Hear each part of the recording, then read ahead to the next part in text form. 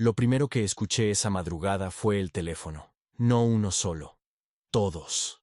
Los 6 aparatos del despacho Kunz & Weber sonaban al unísono, perforando el silencio de las 3 de la mañana con una sincronía imposible. Yo no debería estar ahí. Había olvidado mi bufanda en el perchero antes de salir, y el frío de febrero en Rosenheim atraviesa los huesos como agujas de hielo.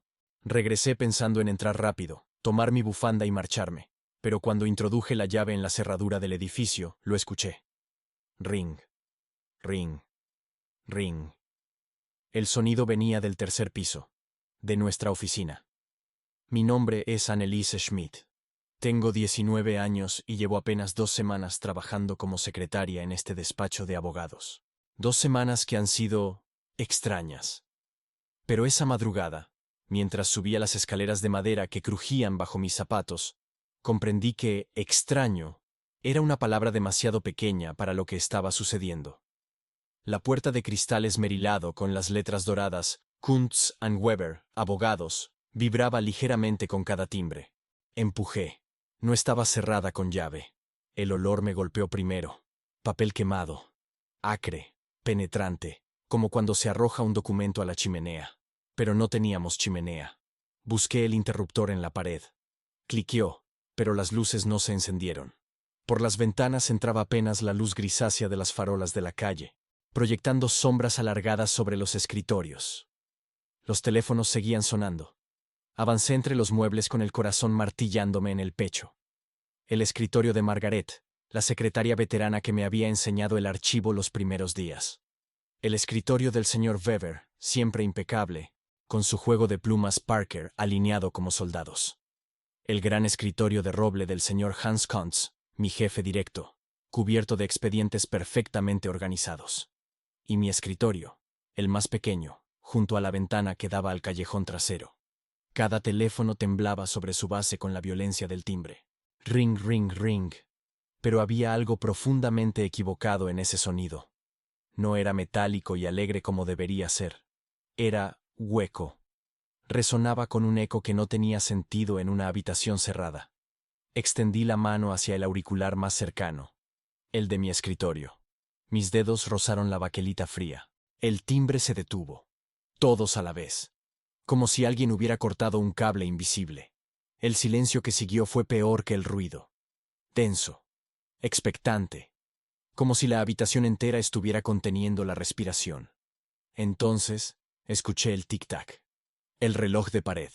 Ese viejo reloj de péndulo que el señor Kuntz conservaba desde antes de la guerra. Marcaba el ritmo de nuestros días laborales con precisión casi militar. Pero ahora su sonido era diferente. Más lento. Cada segundo se estiraba, arrastrándose como miel espesa. Tic, tac, tic, tac. Levanté la vista. Las manecillas se movían, pero no hacia adelante. Giraban en sentido contrario, lentamente, inexorablemente, retrocediendo en el tiempo. Observé hipnotizada cómo la manecilla de los minutos retrocedía desde las 3:10 hacia las 3. Luego seguía retrocediendo. 2:30. 2. 1:30. Mi respiración se volvió superficial. El aire en la habitación parecía espesarse, volverse más pesado. Tenía que salir. Tenía que irme de ahí inmediatamente. Pero mis piernas no respondían. El reloj continuó retrocediendo hasta detenerse. Las manecillas marcaban las 11:17 de la noche. 23:17. Y entonces empezó a girar hacia adelante de nuevo, rápido, frenético. Las manecillas convirtiéndose en un borrón mientras el mecanismo interno chasqueaba y rechinaba como si fuera a explotar en cualquier momento. Corrí hacia la puerta. Tropecé con algo que no debería estar ahí. La silla del señor Weber, atravesada en medio del pasillo. No había estado ahí cuando entré. Lo sabía. Caí de rodillas sobre la alfombra raída, sintiendo el impacto recorrer mis huesos. Mis manos buscaron apoyo y encontraron papeles esparcidos por el suelo. Documentos. Decenas de ellos. Expedientes que deberían estar archivados. Estaban arrancados, desparramados, algunos con las esquinas ennegrecidas como si alguien los hubiera acercado a una llama. Me incorporé con dificultad. La puerta estaba a solo 3 metros. 3 metros que parecían kilómetros. Detrás de mí, algo se arrastró. No fue mi imaginación. El sonido era inconfundible. Madera pesada raspando contra madera. Me obligué a mirar por encima del hombro. El archivador. Ese mueble macizo de caoba que tardábamos 3 personas en mover cuando necesitábamos limpiar detrás. Se estaba deslizando lentamente desde su posición junto a la pared, moviéndose hacia el centro de la habitación. Sus patas metálicas dejaban marcas profundas en la alfombra. Nadie lo empujaba. El grito quedó atrapado en mi garganta. Salí corriendo. Golpeé la puerta de cristal con todo mi peso. Rebotó y chirrió, pero se abrió. Bajé las escaleras de 3 en 3, resbalando en los escalones, aferrándome a la barandilla. El eco de mis pasos resonaba en el hueco de la escalera, mezclándose con otro sonido. Pasos que me seguían, pero venían desde arriba, y desde abajo, y desde los lados. Llegué al vestíbulo principal. La puerta de entrada, esa puerta pesada de roble con vitrales Art Nouveau, estaba cerrada. Tiré de la manija, no cedió. Volví a intentarlo, jalando con todas mis fuerzas, sintiendo el metal frío morder mis palmas. Nada. La llave. Busqué en mi bolso con manos temblorosas. Monedas, pañuelo, los papeles de mi identificación, pero no la llave. La había usado para entrar, lo recordaba perfectamente. ¿Dónde estaba? Algo brilló en el suelo. Ahí, junto al primer escalón. Mi llave. A 3 metros de distancia, en una dirección opuesta a donde yo había pasado. La recogí y logré abrir. El aire helado de la madrugada me abofeteó el rostro, pero nunca había sentido algo tan maravilloso. Corrí por la Königstraße desierta, sin mirar atrás, mis zapatos repiqueteando sobre los adoquines húmedos. No paré hasta llegar a mi pensión, 5 calles más allá. Esa fue la primera vez que pensé seriamente en renunciar, pero no lo hice. Tal vez por orgullo, tal vez porque necesitaba el empleo desesperadamente. Huérfana de la guerra, sin familia que me respaldara, ese puesto de secretaria era mi única oportunidad de independencia. Cuando llegué a la oficina al día siguiente, todo parecía normal. Las luces funcionaban. Los teléfonos descansaban silenciosos en sus bases. El reloj marcaba la hora correcta. Margaret estaba en su escritorio, revisando la correspondencia como cada mañana. «Buenos días, Annelies», me saludó sin levantar la vista. Luces cansada. No sabía qué decir. ¿Cómo explicar lo que había experimentado? Sonaba a locura incluso dentro de mi propia cabeza. El señor Kuntz llegó a las 9 en punto, como siempre. Hans Kuntz era un hombre alto, de espaldas anchas y rostro angular tallado por la guerra y los años de trabajo. Sus ojos grises no dejaban pasar nada. Se había establecido en Rosenheim después del conflicto, construyendo su práctica legal sobre la meticulosidad y una reputación intachable. «Señorita Schmidt, ¿puede venir a mi oficina, por favor?» Su tono era neutral, pero algo en su expresión me inquietó. Lo seguí. Cerró la puerta tras nosotros. «Necesito que me explique algo», dijo señalando su escritorio. Mi estómago se contrajo. Sobre la superficie de roble, perfectamente alineados, había una docena de expedientes, todos chamuscados en los bordes, los mismos que yo había visto esparcidos por el suelo la noche anterior. «Yo no fui», comencé. «No la estoy acusando», interrumpió. «Estoy preguntando. Anoche, alrededor de las 3 de la mañana, la alarma silenciosa de la caja fuerte se activó. Vivo a 2 calles de aquí. Vine inmediatamente». Hizo una pausa, estudiando mi reacción. «Cuando llegué, usted salía corriendo del edificio. La puerta principal estaba abierta. Sentí que el suelo se movía bajo mis pies. Olvidé mi bufanda. Regresé a buscarla. ¿Y qué encontró?» Le conté todo. Cada detalle. Los teléfonos sonando, el reloj retrocediendo, el archivador moviéndose solo, los documentos esparcidos. Esperaba que me despidiera en ese instante, que me declarara histérica o mentirosa. Pero el señor Kuntz simplemente asintió, como si ya supiera lo que iba a decir. «Esto empezó hace 2 semanas», dijo finalmente. «Su primera semana aquí». «¿Qué empezó?» «Las anomalías». Se sentó en su silla, de repente luciendo mucho más cansado. Primero fueron pequeñas cosas, bombillas que explotaban, fallos eléctricos inexplicables. Pensé que era el cableado viejo. Contraté a un electricista, lo revisó todo, dijo que estaba en perfecto estado.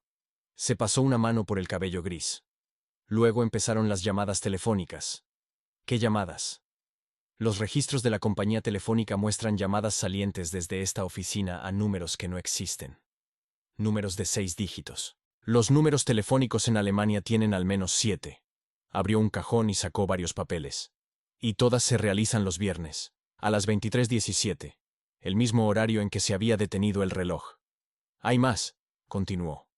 Este edificio se construyó en 1947, sobre los escombros de una casa que fue bombardeada en 1944. Los sótanos originales quedaron como cimientos. Nunca se limpiaron completamente. Se consideró demasiado perturbador. ¿Perturbador? Murió gente ahí abajo durante el bombardeo. Una familia completa, según los registros municipales. Estaban refugiados en el sótano cuando cayó la bomba. El edificio superior colapsó sobre ellos. Su voz se volvió más grave. No pudieron recuperar los cuerpos durante meses. Cuando finalmente excavaron, el estado de los restos... No terminó la frase. No necesitaba hacerlo. Un escalofrío recorrió mi espalda. ¿Por qué me cuenta esto? Porque Margarete se niega a trabajar los viernes. Lleva 3 meses pidiéndome que le cambie el horario. Al principio pensé que era una excusa, pero ahora... Levantó uno de los expedientes chamuscados. Estos estaban dentro de la caja fuerte cuando vine anoche.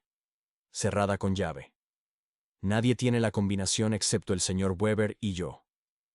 Esta mañana los encontré sobre mi escritorio, todos quemados en los bordes, como si alguien hubiera intentado destruirlos, pero se hubiera detenido a medio camino. Eso es imposible. Todo lo que está sucediendo es imposible, señorita Schmidt. Me miró directamente. Y por alguna razón, se intensificó cuando usted llegó. Sus palabras flotaron entre nosotros como humo tóxico. ¿Cree que yo tengo algo que ver con esto? No creo nada todavía, pero necesito entender qué está pasando. Se puso de pie. ¿Está dispuesta a quedarse? Comprenderé perfectamente si prefiere marcharse. Debería haber renunciado en ese mismo instante. Cualquier persona cuerda lo habría hecho. Pero algo en mi interior, algo terco y necio, se negaba a huir. Me quedaré. Las siguientes semanas fueron una progresión lenta hacia la locura. Los fenómenos continuaron. Se intensificaron. Las bombillas no solo explotaban. Lo hacían en secuencia, una tras otra, como si algo invisible caminara por la oficina. Los cuadros en las paredes se torcían hasta quedar completamente invertidos. Encontrábamos objetos en lugares imposibles. La cafetera dentro del archivador, expedientes apilados sobre la lámpara del techo, bolígrafos clavados verticalmente en el corcho del tablón de anuncios. Y los teléfonos. Sonaban constantemente. A todas horas. Pero cuando contestábamos, solo había silencio. Un silencio denso, cargado, que se sentía como si alguien estuviera escuchando desde el otro lado. Respirando. Margaret renunció la tercera semana. Entró un lunes por la mañana, recogió sus cosas personales sin decir palabra y se marchó. La encontré en la escalera. ¿Por qué se va?, le pregunté. Se detuvo. Su rostro, habitualmente sereno, estaba marcado por ojeras profundas. Porque tú trajiste algo contigo, niña. No sé qué es. No quiero saberlo. Su voz temblaba. Pero lo siento. Todos lo sentimos. Este lugar está enfermo, y tú eres el síntoma. Sus palabras me persiguieron durante días.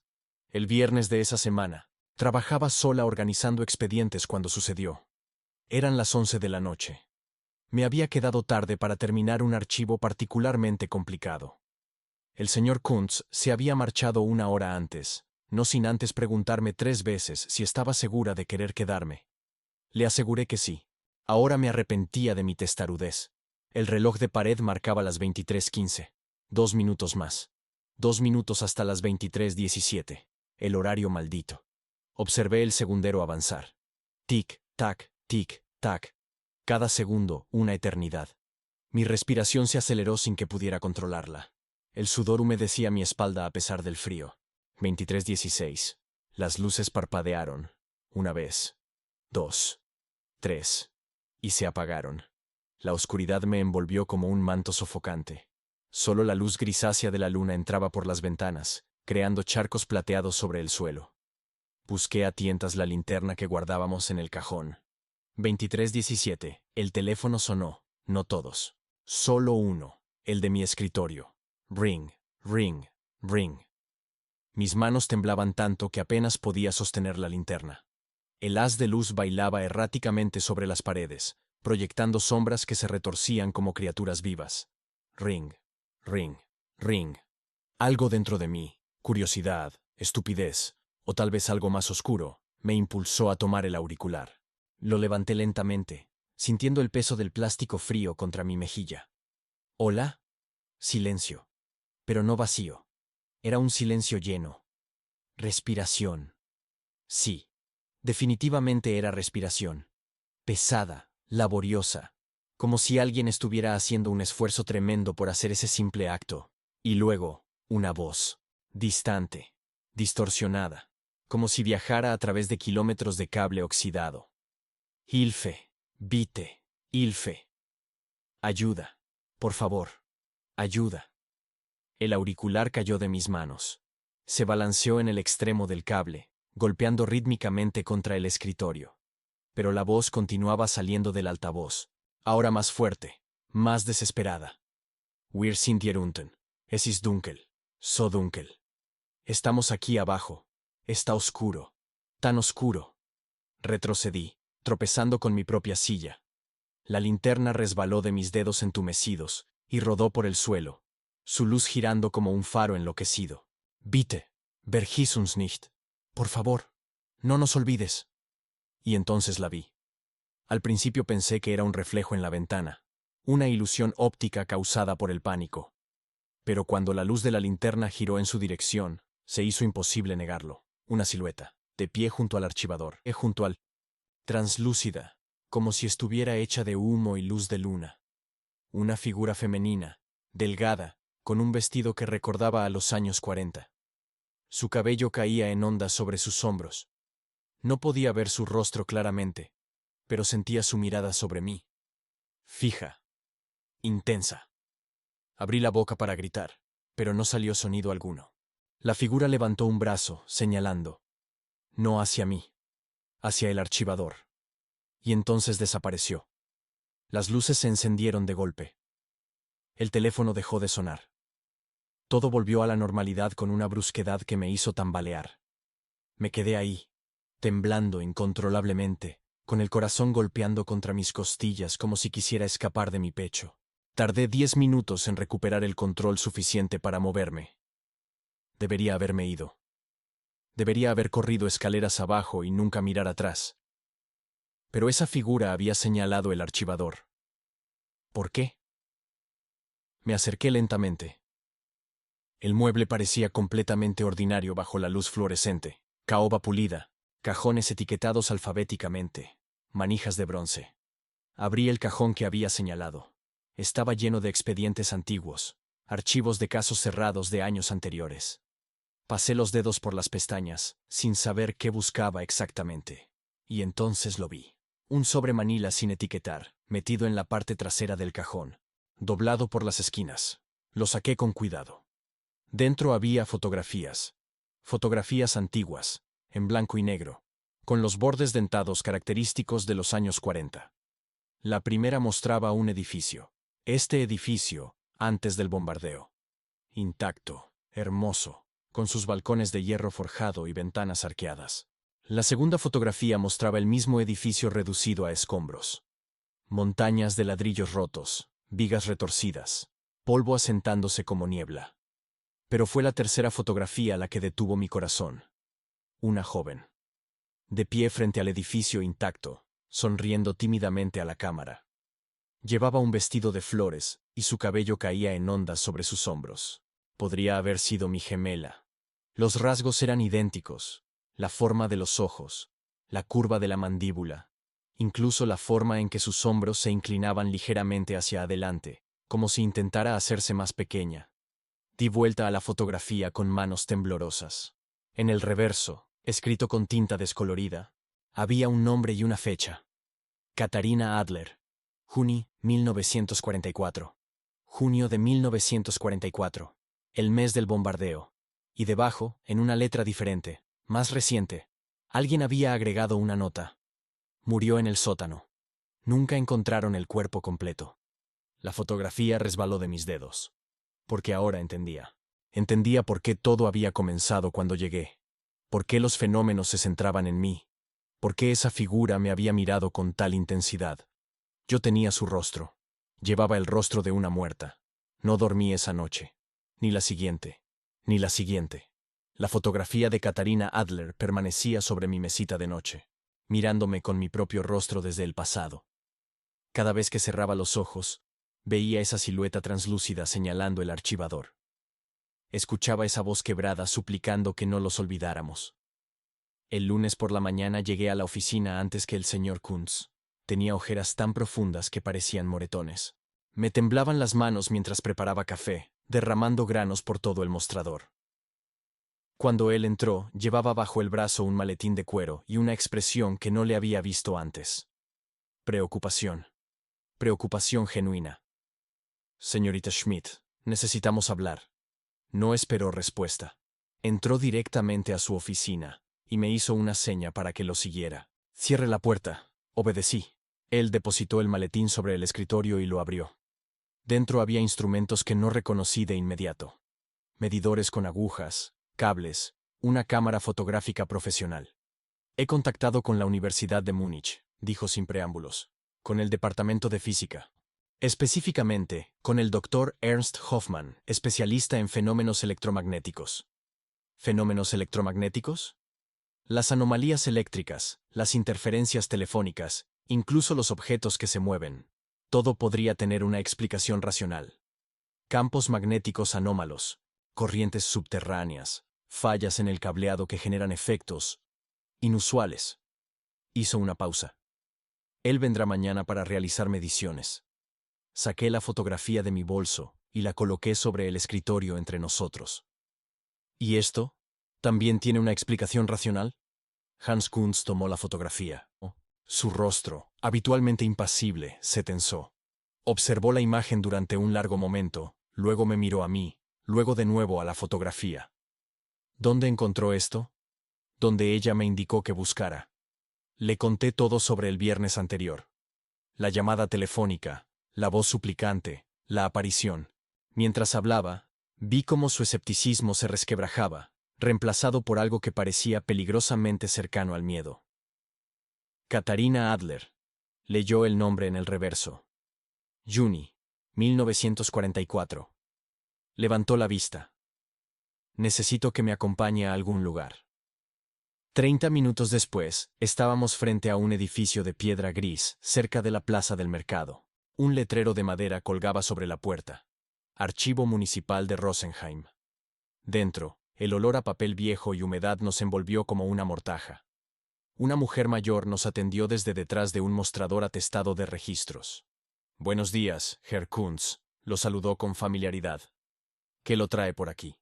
Necesito acceder a los registros de bombardeos de 1944. Específicamente, Königstrasse número 47. La expresión de la mujer se ensombreció. Esos archivos están en el sótano. No muchos los consultan. Nos estudió con curiosidad antes de desaparecer por una puerta trasera. Esperamos en silencio. Yo me abrazaba a mí misma, sintiendo un frío que no tenía nada que ver con la temperatura. La archivista regresó con una caja de cartón deteriorada. La depositó sobre el mostrador levantando una nube de polvo. Todo lo que tenemos sobre ese bombardeo fue uno de los peores. 14 de junio de 1944. Raid nocturno. Cayeron 18 bombas en el Distrito Central. Su voz se volvió más suave. Königstrasse 47 recibió impacto directo a las 23:17. Ese horario. Siempre ese maldito horario. Hans abrió la caja. Dentro había documentos oficiales, algunos mapas quemados en los bordes, listas de víctimas. Extrajo un expediente grueso etiquetado Königstrasse 47, familia Adler. Comenzó a leer en voz alta. Friedrich Adler, 42 años, profesor. Esposa Martha Adler, 39 años. Hijos: Klaus, 14 años, Greta, 11 años, y Katarina, 19 años. Hizo una pausa. La familia se refugió en el sótano del edificio cuando sonaron las alarmas. El bombardeo ocurrió a las 23:17. El edificio colapsó completamente. Equipos de rescate llegaron al amanecer, pero la estructura era demasiado inestable. Excavación completa no fue posible hasta septiembre de 1944. ¿Qué encontraron?, pregunté, aunque parte de mí no quería saberlo. Hans continuó leyendo, su voz cada vez más tensa. Restos parciales recuperados. Identificación complicada por el estado de descomposición avanzada y daños estructurales del colapso. Entierro colectivo en cementerio municipal. Última entrada. Familia intentaba contactar servicio de evacuación por teléfono cuando ocurrió el impacto. Línea telefónica se mantuvo activa durante 3 días después del bombardeo. Operadoras reportaron escuchar interferencias.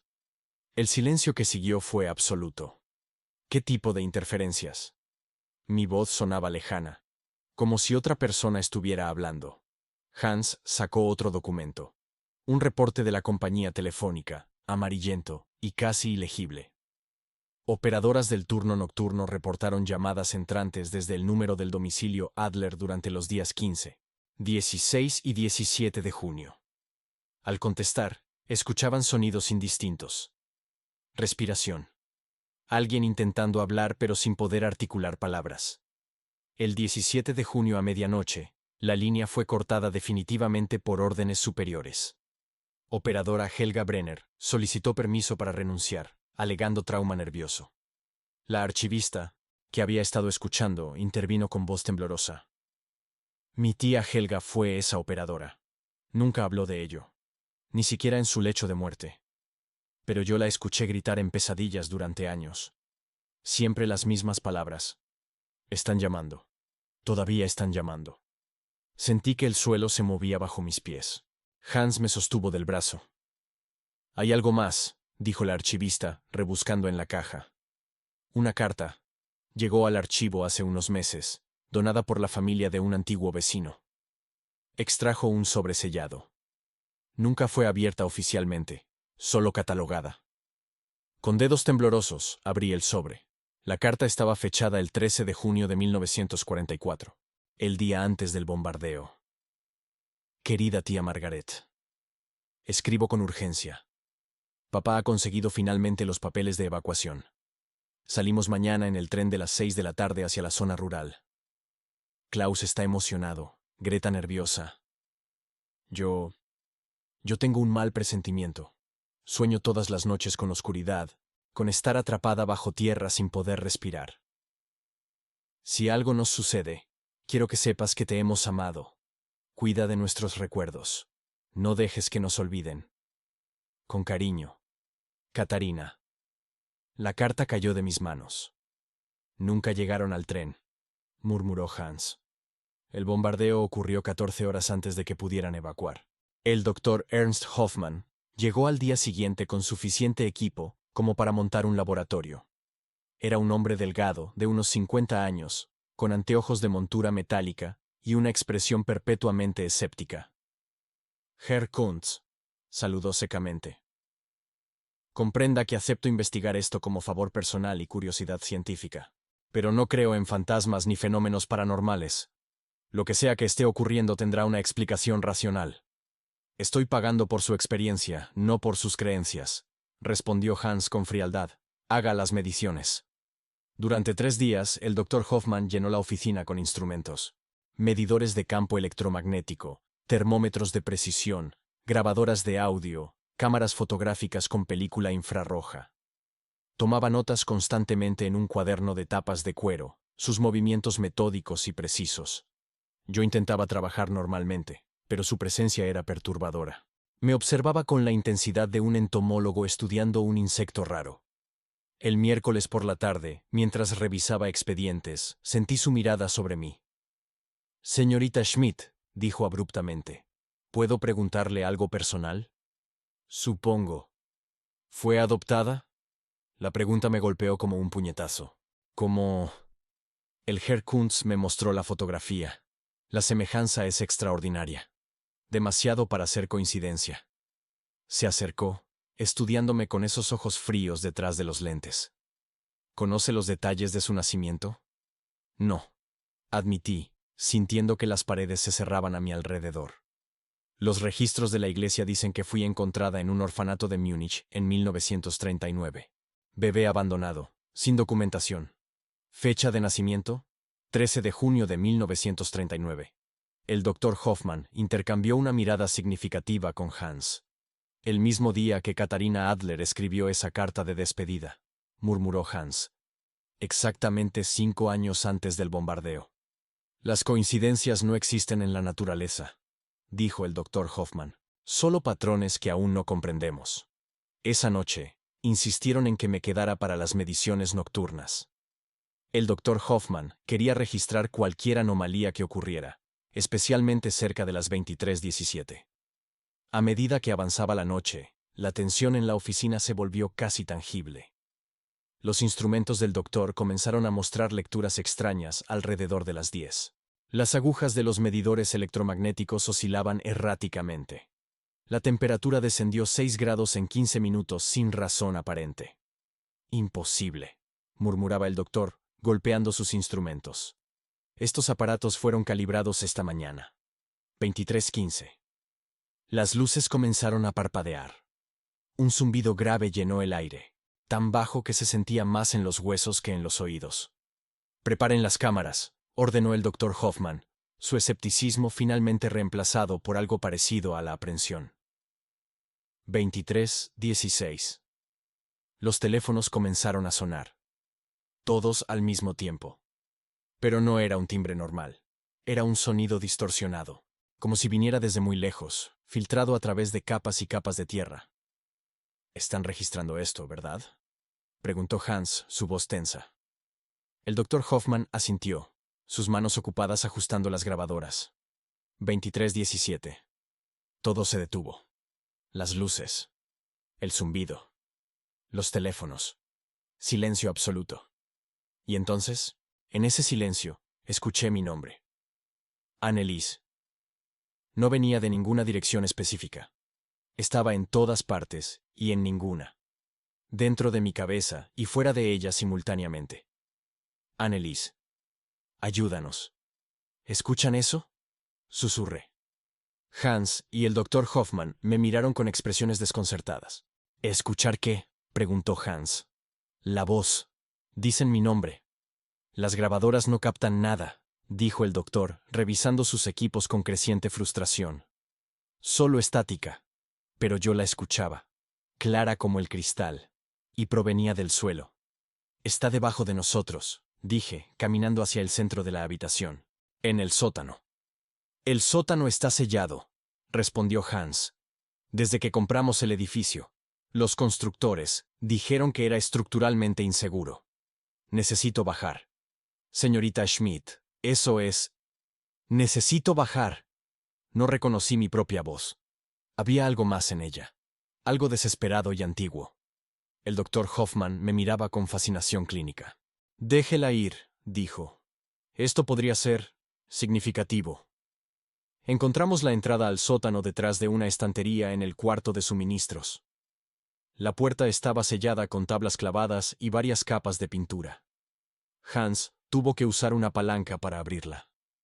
Una bocanada de aire viciado brotó del hueco. Olía a tierra húmeda, a metal oxidado, a cosas que llevaban décadas descomponiéndose en la oscuridad. No deberían bajar ahí, advirtió el doctor, aunque él mismo ya estaba preparando una linterna. Podría haber colapsos estructurales. Pero yo ya estaba descendiendo por la escalera de piedra. Los escalones eran irregulares, erosionados por la humedad y el tiempo. Las paredes de ladrillo sudaban agua verdosa. Nuestra respiración creaba nubes de vapor en el aire gélido. El sótano era más grande de lo esperado. Se extendía bajo toda la superficie del edificio, dividido en cámaras oscuras separadas por arcos de medio punto. Nuestras linternas apenas penetraban la oscuridad espesa.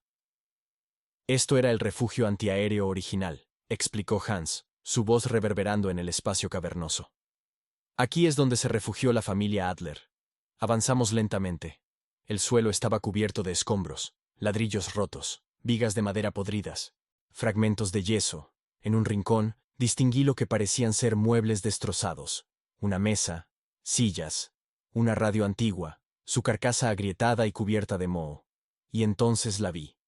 En la pared más alejada, apenas visible en la penumbra, había algo escrito. Me acerqué, sintiendo que cada paso requería un esfuerzo sobrehumano. No era pintura, era algo raspado directamente en el ladrillo. Palabras garrapateadas con desesperación, las letras irregulares y profundas. Ilfe. Bitte. Wir sind hier. Ayuda. Por favor. Estamos aquí. Y debajo, una fecha. 14/06/1944. El día del bombardeo. Dios mío, susurró el doctor Hoffman detrás de mí. Lo escribieron mientras estaban atrapados. Mi linterna iluminó algo más. En el suelo, directamente bajo las palabras grabadas, había huesos. Pequeños, fragmentados, medio enterrados en el barro seco. No recuperaron todos los cuerpos, dijo Hans con voz estrangulada. Dijeron que sí, pero... Un sonido nos interrumpió. Un crujido. Viniendo de más profundo en el sótano.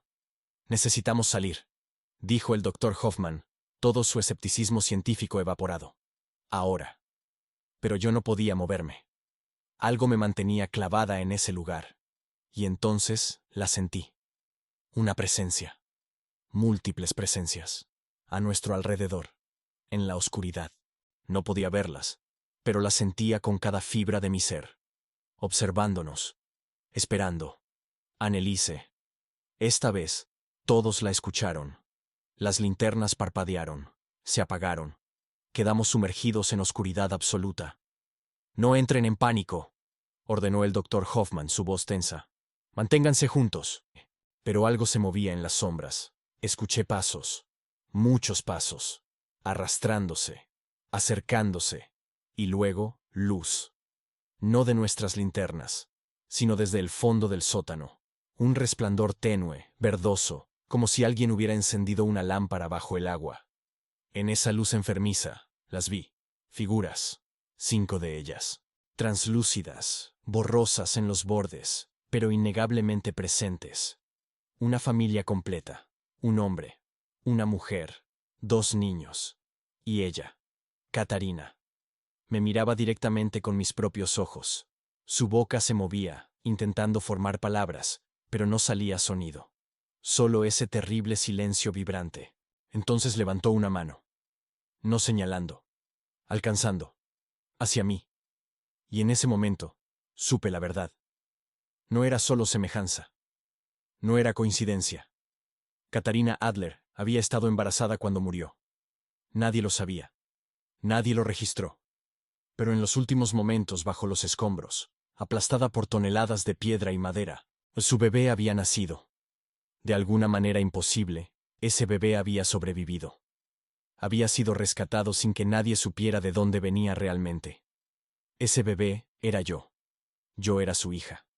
La hija de una muerta. Nacida bajo los escombros de un bombardeo. Y ahora, finalmente, después de casi 15 años, había regresado al lugar donde debí morir con ella. El grito que salió de mi garganta no era mío. Era de ella. De todas ellas.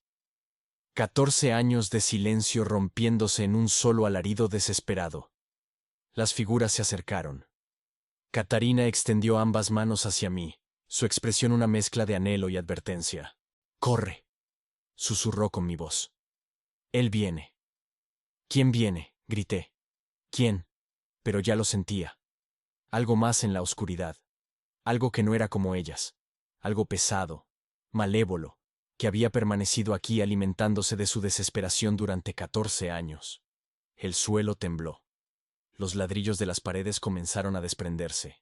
El sótano entero crujía como si fuera a colapsar de nuevo. «¡Corran!», rugió Hans, empujándome hacia las escaleras. Subimos a tropezones, perseguidos por el sonido de algo arrastrándose detrás de nosotros. Algo enorme, hambriento. Llegamos al primer piso justo cuando el sótano completo colapsaba con un rugido ensordecedor. Una nube de polvo brotó de la entrada, llenando el cuarto de suministros. Caímos al suelo de la oficina, tosiendo, cubiertos de suciedad y sudor. El doctor Hoffman sangraba por una cortada en la frente. Hans tenía las manos desolladas. ¿Y yo? Yo ya no era la misma persona que había bajado esas escaleras. El doctor Hoffman fue el primero en hablar, su voz temblorosa. Todo quedó registrado. Las cámaras, las grabadoras. Miró sus instrumentos esparcidos por el suelo. Nadie va a creer esto. Nadie debería creer esto. Entonces lo haremos desaparecer, dijo Hans firmemente. Destruiremos las grabaciones. Sellaremos el sótano permanentemente. Y nunca hablaremos de esto. ¿Están locos? El doctor lo miró con incredulidad. Esto es el descubrimiento del siglo. Prueba definitiva de que existe algo más allá de la muerte. Es una maldición, corregí, mi voz apenas un susurro. Y yo la traje aquí. Catarina me advirtió. Hay algo más que ellos atrapado en ese sótano. Algo que no son ellos, algo que los usa. En ese momento, todos los teléfonos de la oficina comenzaron a sonar de nuevo. Ring, ring, ring. Pero esta vez el sonido era diferente, más profundo, más furioso. Y en la pantalla del teléfono más cercano, donde normalmente aparecía el número entrante, había solo una palabra parpadeando en letras verdes. Quédate. El padre Matthias Klein llegó al amanecer. No lo habíamos llamado. Simplemente apareció en la puerta de la oficina con su sotana negra salpicada de nieve y un maletín de cuero que contenía los instrumentos de su oficio. Era un hombre de 60 años, con el rostro surcado por arrugas profundas y ojos que habían visto demasiado. Me dijeron que tenían problemas, dijo sin preámbulos. Del tipo que no se resuelve con electricistas. Hans, que no había dormido en toda la noche, lo miró con una mezcla de alivio y suspicacia. ¿Quién lo envió? Clara Zimmerman.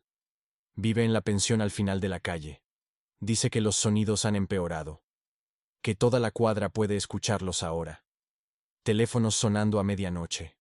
Gritos que vienen del edificio cuando debería estar vacío. El padre Klein entró sin esperar invitación. Y dice que una joven que trabaja aquí lleva el rostro de los muertos. Todos me miraron. El padre dejó su maletín sobre el escritorio de Hans y me estudió con una intensidad que me hizo sentir expuesta, como si pudiera ver directamente a través de mi piel hasta algo más profundo y oscuro. Usted es la conexión, dijo finalmente. El puente entre ellos y este mundo. No pedí serlo, respondí, y mi voz sonó más pequeña de lo que hubiera querido. Nadie pide nacer, replicó el padre Klein. Y mucho menos de la forma en que usted nació. Se volvió hacia Hans. ¿Le contaron sobre su origen? Hans asintió gravemente. Hija de Katharina Adler. Nacida bajo los escombros del bombardeo. Imposible. Pero nada es imposible para Dios, interrumpió el padre. Ni para lo que se opone a él. Abrió su maletín y comenzó a sacar objetos. Un crucifijo de plata, agua bendita en una botella de cristal, un rosario de cuentas negras. Cuéntenme todo, desde el principio. Durante la siguiente hora, reconstruimos toda la historia. El doctor Hoffman, que había insistido en quedarse a pesar de su terror evidente, mostró las grabaciones de audio. En ellas, entre capas de estática, se escuchaban voces, muchas voces, algunas suplicando ayuda, otras no eran humanas. El padre Klein escuchó en silencio, sus dedos deslizándose sobre las cuentas del rosario. Cuando terminamos, permaneció callado durante un largo momento. Esto no es solo un espíritu atrapado, dijo finalmente. Es algo más complejo. La familia Adler está aquí, sí. Pero no están solos. Hay otra presencia. Algo que llegó con la muerte y el trauma. Algo que se alimenta del dolor no resuelto. ¿Un demonio? Preguntó Hans, y pude notar cómo le costaba pronunciar esa palabra.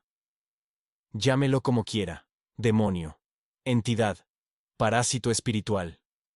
El padre Klein se frotó los ojos con cansancio. Lo importante es que ha estado aquí durante 14 años, manteniéndolos atrapados, alimentándose de su desesperación. Y ahora que Anneliese está aquí, tiene un ancla más fuerte, una conexión de sangre. ¿Qué quiere de mí? Pregunté. No lo sé. Pero lo que sí sé es que no podemos seguir permitiendo esto. Cada día que pasa, la barrera entre los mundos se debilita más. Miró a su alrededor, como si pudiera ver cosas que nosotros no. Ya está sangrando hacia afuera. Los vecinos están teniendo pesadillas. Los niños lloran sin razón. Los perros aúllan toda la noche. Esto se está extendiendo. Entonces bendiga el edificio, sugirió el doctor Hoffman. Exorcícelo. ¿No es eso lo que hacen ustedes? El padre Klein lo miró con algo parecido a la lástima. ¿Cree que no lo he intentado? He bendecido este edificio 3 veces en los últimos 6 meses. Cada vez, los fenómenos se detienen por algunos días. Luego regresan más fuertes. Señaló el crucifijo sobre la pared que colgaba torcido. Las bendiciones son parches. Esto necesita una solución permanente. ¿Cuál? Preguntó Hans. Necesitamos darles lo que quieren. Necesitamos completar la conexión. El padre Klein me miró directamente. Necesitamos que Anneliese responda a la llamada. El silencio que siguió fue absoluto. Está loco, dijo Hans finalmente. Vio lo que pasó anoche en el sótano. Casi nos mata. No fueron ellos quienes casi los matan. Fue la otra cosa, la que los mantiene atrapados. El padre Klein se acercó a mí. Anneliese, los Adler no buscan venganza. Buscan ser recordados. Liberados. Pero algo los mantiene encadenados aquí. Y mientras permanezcan, esa cosa también permanecerá. ¿Qué tengo que hacer?, pregunté, aunque cada célula de mi cuerpo gritaba que huyera. El próximo viernes, a las 23:17. Cuando llamen tienes que contestar. Y tienes que escuchar. Todo. Cada mensaje. Cada recuerdo. Cada momento final. Su voz se suavizó. Tienes que ser testigo de su muerte. Es lo único que puede liberarlos. Eso podría matarla, objetó el doctor Hoffman. Sí, admitió el padre Klein. Podría. Los días que siguieron fueron los más largos de mi vida. Hans cerró la oficina al público. Oficialmente por renovaciones estructurales. En realidad, para prepararse para lo que vendría. El padre Klein regresaba cada día, trayendo más elementos para lo que él llamaba protección. Círculos de sal alrededor de mi escritorio. Velas benditas en cada esquina. Versículos bíblicos escritos en papel y escondidos en las paredes. El doctor Hoffman instaló más equipos de grabación, determinado a documentar todo. Yo intentaba mantener la normalidad, pero era imposible. Cada noche soñaba con el sótano, con los huesos en el barro, con Catarina extendiéndome las manos mientras algo oscuro se arrastraba detrás de ella. Y cada noche me despertaba a las 23:17 exactas, empapada en sudor frío. El jueves por la noche, Hans me llevó a su casa. Su esposa, Emma, una mujer amable de ojos cansados, preparó té y nos sentamos en su sala. No tiene que hacer esto, me dijo Hans. Puede irse de Rosenheim. Comenzar de nuevo en otra ciudad. Otro país incluso. ¿Y ellos?, pregunté. ¿La familia Adler? ¿Los dejo atrapados para siempre? No es su responsabilidad salvarlos. Soy su hija, dije, y fue la primera vez que lo admití en voz alta. Si hay alguien que debería liberarlos, soy yo. Emma me tomó la mano. Sus dedos eran cálidos, vivos, y me recordaron todo lo que podría perder. Mi hermana murió en un bombardeo, dijo suavemente, en Dresde. Nunca recuperamos su cuerpo. Nunca pudimos despedirnos. Sus ojos se llenaron de lágrimas. Si alguien pudiera darle paz, lo que fuera necesario, yo querría que lo hiciera. Incluso si significara... No terminó la frase. No necesitaba hacerlo. Viernes, 13 de junio de 1958. 14 años exactos desde el bombardeo. 14 años desde que Catarina Adler escribió su carta de despedida. 14 años desde que nací en la oscuridad bajo toneladas de escombros. Llegamos a la oficina al anochecer. El padre Klein ya estaba allí, preparando el espacio con movimientos rituales y precisos. El doctor Hoffman verificaba obsesivamente sus instrumentos. Hans simplemente se sentó en silencio, sus manos entrelazadas, rezando o pensando, no estaba segura. A las 22:30, el padre Klein me llamó al centro de la habitación, donde había trazado un círculo de sal. Siéntese aquí, indicó. Y no salga del círculo sin importar qué pase. ¿Entendido? Asentí. mi garganta demasiado seca para hablar. Cuando suene el teléfono, conteste. Escuche.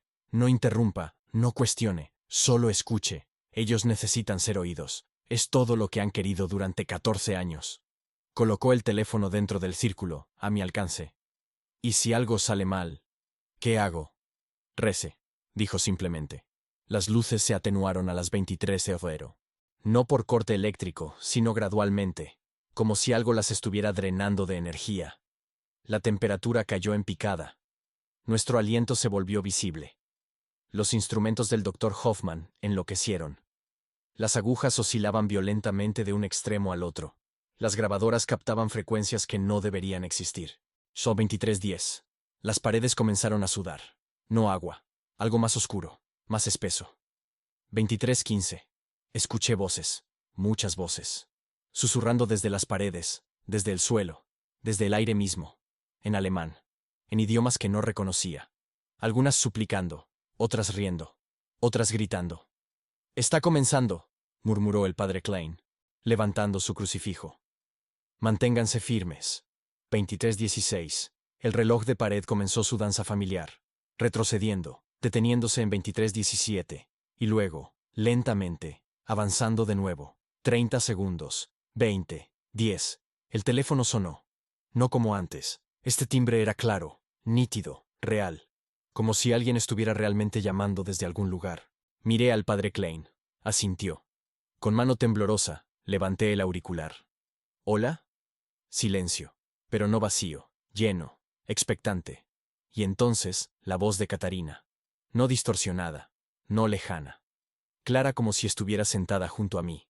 Anneliese, mi pequeña. Finalmente, puedo hablar contigo. Las lágrimas brotaron de mis ojos sin que pudiera controlarlas. Mamá. Escucha. No tenemos mucho tiempo. Él nos mantiene aquí. Nos alimenta con nuestra propia desesperación. Pero ahora que estás aquí, ahora que nos escuchas, podemos finalmente hablar. Podemos finalmente ser recordados. Te escucho. Te prometo que te escucho. Y comenzó. Catarina me contó todo. Los últimos días antes del bombardeo. El miedo creciente. Las sirenas cada noche. La decisión de su padre de evacuar. Los papeles que llegaron demasiado tarde. Me contó sobre esa última noche. Cómo las sirenas sonaron a las 22:45. Cómo bajaron corriendo al sótano. Cómo su padre intentó llamar al servicio de evacuación de emergencia, pero las líneas estaban saturadas. Esperamos en la oscuridad. Klaus lloraba. Greta se aferraba a mamá. Papá seguía intentando llamar, una y otra vez, marcando el número que nos habían dado. Pero nadie contestaba. Nadie venía. Escuché el silbido de la bomba cayendo a través de sus palabras. A las 23:17 finalmente alguien contestó. Alguien. Una operadora. Dijo, «Los evacuaremos mañana al amanecer. Resistan». Y entonces, el impacto. A través del teléfono, lo escuché. El rugido ensordecedor. El crujido del edificio colapsando. Los gritos. Y luego, silencio. Pero no el final del relato. No morimos de inmediato. El sótano resistió parcialmente. Quedamos atrapados bajo los escombros, en la oscuridad absoluta. Papá estaba inconsciente. Klaus ya no respiraba. Greta. Greta tardó horas en... Sollozaba ahora, aferrando el teléfono con ambas manos. Mamá y yo fuimos las últimas. Ella estaba aplastada por una viga. Yo estaba embarazada. De 3 meses. Nadie lo sabía. Ni siquiera el padre. Él había muerto en el frente 2 meses antes. Iba a decírselo a mi familia en el viaje de evacuación. Yo. Susurré. Ese bebé era yo. Mamá murió el segundo día. Dejé de escuchar su respiración. Yo duré más. No sé cuánto. El tiempo no existía ahí abajo. Solo dolor, solo oscuridad. Y el teléfono. ¿El teléfono? Seguía funcionando. Increíblemente, la línea seguía activa. Lo podía escuchar. Ese tono de marcar. Esa promesa de conexión con el mundo exterior. Intenté gritar. Intenté pedir ayuda. Pero mi voz no salía. Estaba demasiado débil, demasiado aplastada.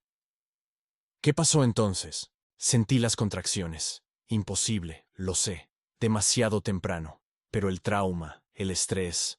Mi cuerpo intentaba expulsarte. Y algo más estaba ahí, en la oscuridad. Algo que había venido con la muerte. Lo sentía moverse, alimentarse de nuestra agonía. El horror en su voz era palpable. Cuando naciste, no llorabas, no respirabas. Pensé que habías muerto dentro de mí. Pero entonces escuché pasos arriba, equipos de rescate. Demasiado tarde para nosotros, pero justo a tiempo para ti. Usé mi último aliento para empujarte hacia una grieta en los escombros. Un espacio pequeño que llevaba hacia arriba. Te deslizaste por ahí, y entonces morí. Las lágrimas corrían por mi rostro, cayendo sobre mis manos. Pero algo de mí permaneció. Todos permanecimos, atrapados. Y esa cosa oscura que había llegado con la muerte, nos mantuvo aquí. Nos alimentó con la esperanza de que alguien contestaría el teléfono. Alguien nos escucharía. Alguien recordaría que existimos.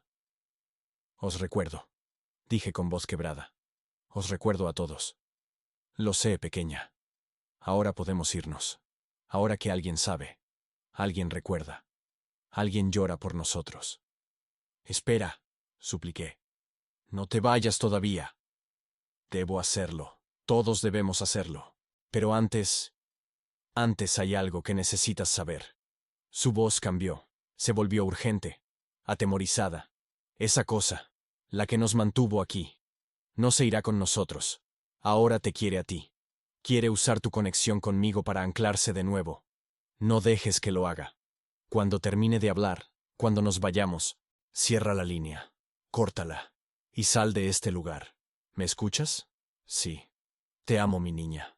Siempre te amé, incluso en la muerte, especialmente en la muerte. Yo también te amo, mamá. Escuché otras voces entonces. El padre de Catarina, su madre, Klaus, pequeña Greta, cada uno susurrando una despedida, cada uno agradeciéndome por escuchar, por recordar, por llorar por ellos. Y luego, silencio. Un silencio hermoso, limpio, completo. Iba a colgar, pero entonces escuché la respiración, pesada, húmeda, no humana, y una voz que no era la de Catarina, una voz que sonaba como piedras moliendo huesos. Ella se fue, pero yo me quedo. Yo siempre me quedo. El círculo de sal alrededor de mí comenzó a humear.